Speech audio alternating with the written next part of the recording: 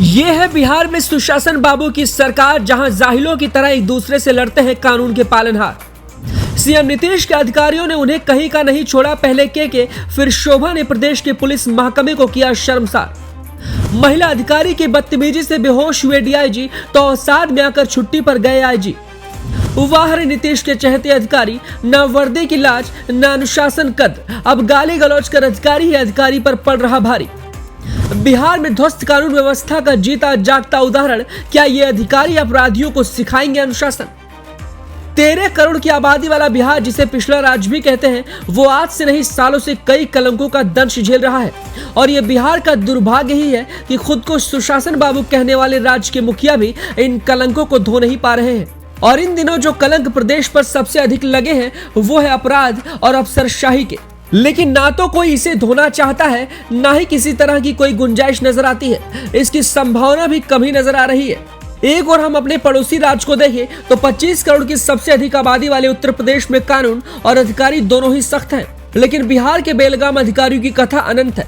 और इसे समझने के लिए बस इतना जानिए कि पहले बिहार में बात बात पर कट्टा निकल जाया करता था। अब कट्टा निकालने वालों का कैरेक्टर बदल गया है। इस कैरेक्टर में कोई और घुस आया है। एक अधिकारी खुद को प्राइम मिनिस्टर समझता है तो दूसरा खुद को नीतीश कुमार से कम नहीं समझता। तीसरा अधिकारी सारे तुर्रम खां का बॉस बन जाता है।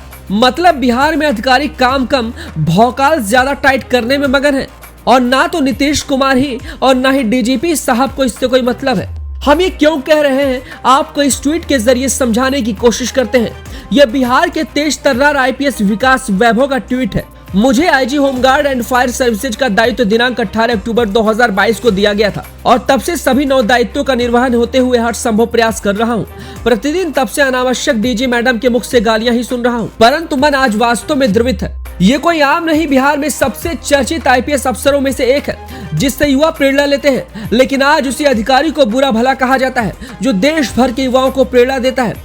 उसे उसी के गृह राज्य में अपमानित इस हद तक किया जाता है कि वो इससे छुटकारा पाना चाहता है।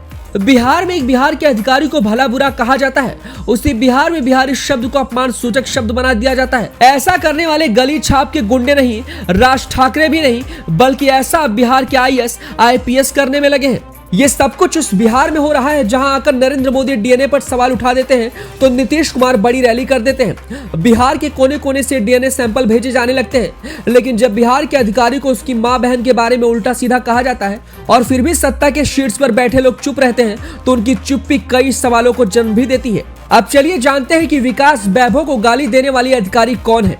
आपको बता दी कि महाराष्ट्र में जन्मी शोभा अहोतकर 1990 बैच की आईपीएस अधिकारी है। 22 साल की उम्र में ही शोभा पुलिस की नौकरी में आ गई। वो बिहार की पहली महिला पुलिस महानिदेशक भी है। शोभा अहोतकर पटना सिटी एसपी रह चुकी है। शोभा अहोतकर के पिता बलराम अहोतकर हैदराबाद में एक्साइज कमिश्नर रह चुके हैं। संयुक्त बिहार में शोभा अहोतकर की तैनाती देवघर जिले में होती थी। एक समय उनकी पोस्टिंग देवघर में हुई थी। उस समय वहां पर मंदिर में दर्शन करने वाली महिलाओं का रेप होता था। इस मामले में जो भी अपराधी पकड़े जाते थे उनकी जमकर पिटाई भी होती थी। तभी उनका नाम हंटर वाली मैडम पड़ गया था।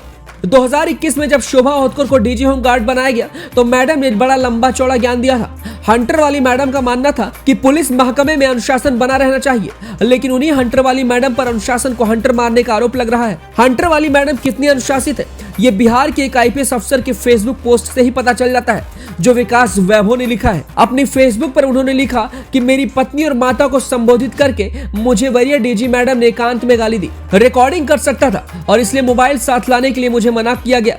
सच में दुखी हूँ। संन्यास हेतु यात्री मन वास्तव में आशान्वित है, परंतु किंग द्रव्य विमूढ़ नहीं होना चाहता हूँ।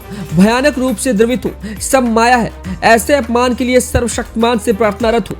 वही आपको बताते चले कि बिहार में आईएएस और आईपीएस जल्दी किसी के नहीं सुनते सिवाय नीतीश कुमार के। नीतीश कुमार ने अधिकारियों को खुली छूट दे रखी है, जिसकी वजह से तेजस्वी जैसे नेताओं को भी किसी अधिकारी पर हाथ डालने से पहले 100 बार सोचना पड़ता है। कुछ ही दिन पहले बिहार के दानापुर में प्रदर्शन कर रहे छात्रों पर लाठीचार्ज हुआ था और इस मामले में अधिकारी पर होने वाली कार्रवाई देरी से हुई। इसका सबसे बड़ा उदाहरण जो था वो नीतीश कुमार का ही था। विकास वैभव ने भी इसका जिक्र किया है कि शोभा अहोतकर को नीतीश कुमार ने डीजी नहीं बनाया तो इसकी भड़ास तो विकास वैभव जैसे अधिकारियों को बिहारी कहकर अपमानित करके निकालना ही है। आपको बताते चले कि ये पहली बार नहीं है। इससे पहले भी अहोतकर की गाली गलौज से एक आईजी बेहोश हो गए थे और तकरीबन 45 मिनट तक वो बेहोश रहे थे। लेकिन ताज्जुब की बात यह है कि आखिर कब तक इस पर चुप्पी लोग साधे रहेंगे, कब तक हर अधिकारी मौन रहेगा। रहेगा। बिहार के कई अधिकारी इससे दुखी हैं और साथग्रस्त हैं, लेकिन अपराधियों पर लगाम लगाने के बजाय अब अधिकारी को टॉर्चर कर रहे हैं। और अगर आरोपों में सच्चाई है तो इसके बाद भी नीतीश कुमार खामोश रहते हैं, तो आखिर उनकी खामोशी कहीं ना कहीं बिहार के अधिकारियों को मनोबल को बढ़ाने में बड़ी कामयाबी देती है।